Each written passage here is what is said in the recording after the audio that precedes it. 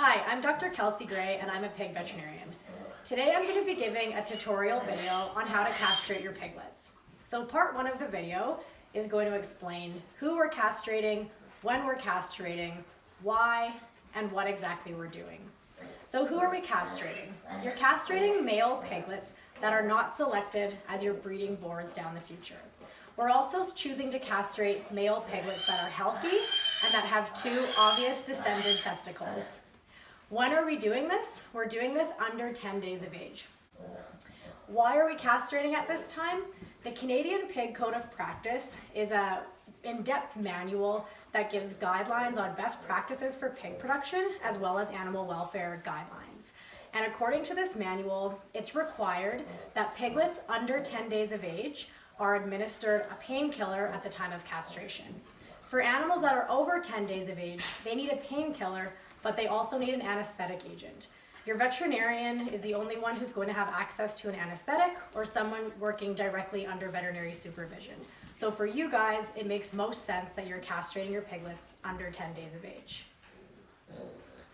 So what exactly are we doing? We're removing both of the testicles, and by doing this, we remove the animal's ability to breed, we remove boar-like behavior when the animal matures, and we also remove boar taint, which is a very undesired trait in pork from the consumers. So I have a mature animal's testicle here to show what we're removing.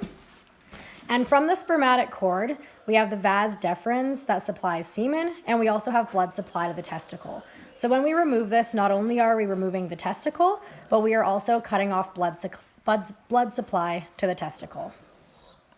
All right, so for part two of the presentation, we're going to go over a checklist of things you need to do to prepare for the castration.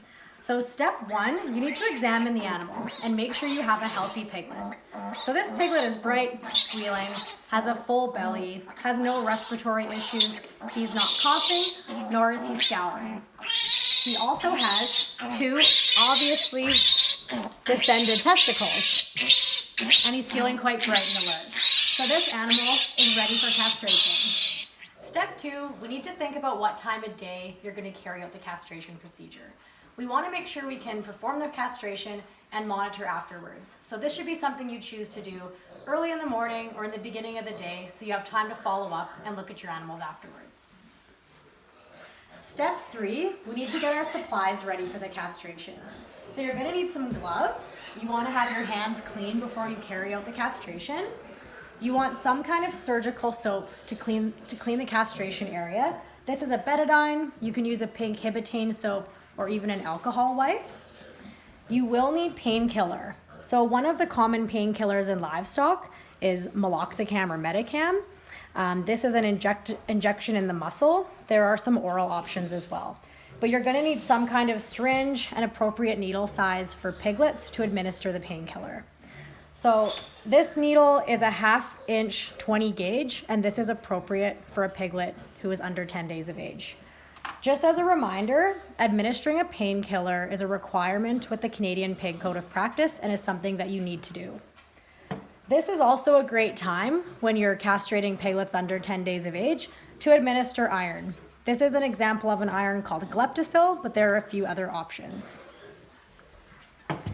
You're also going to need some sterile scalpel blades. You can pick these up at a veterinary clinic or probably at a farm store as well. These are a size 22, but the size doesn't particularly matter. You can find a scalpel size that suits your technique best. And then I have a scalpel handle and a scalpel sitting in a disinfectant right now, ready to go. If you do not want to use a scalpel handle or purchase one, it's fine to use the blade by itself. Just be mindful that you don't cut yourself when you're performing the castration. The next step is getting the animal under proper restraint. If you're doing a castration on an animal under 10 days of age, you might be able to restrain the animal on your own while you perform the castration. Alternatively, you can have someone assist you and restrain the animal for you. When performing it on your own, this is quite a light animal. The easiest way to restrain the animal to have the testicles presented easily to castrate is to have them upside down with your thumb pushing the testicles up to be tight to the skin. This is the best way to restrain the animal. All right, before we get started, I just want to make one last reminder about safety. A sow who's lactating her piglets is going to be quite protective. So when you're taking the piglets out to castrate them, it's probably a good idea that you step out of the pen so that the sow doesn't feel threatened by you while she's hearing her piglets cry. Another safety point is if you are castrating multiple piglets in a day, might be a good idea to wear earplugs. Okay, now that we're ready to begin, I'll just start off by letting you know that I've given a local anesthetic in each testicle for this patient. So his testicles are fully numb. This is not something that is necessary for you to do when you're performing your castration at home, but for teaching purposes, I wanted to do that. So first things first, let's give our painkiller. This is an injection right into the neck muscle. Next, I'm gonna give the iron.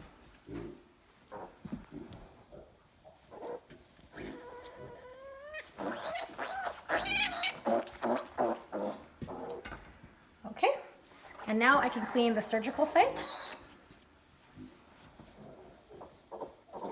with my surgical soap.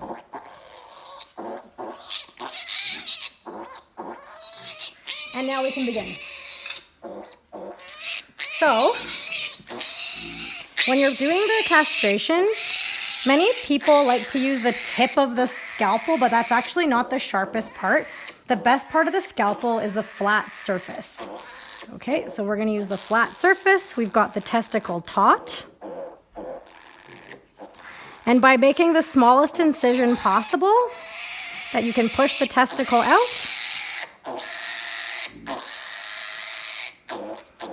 Okay, one. Once you get a hold of the testicle, you can pull this little bean, support the abdomen of the piglet, and just pull.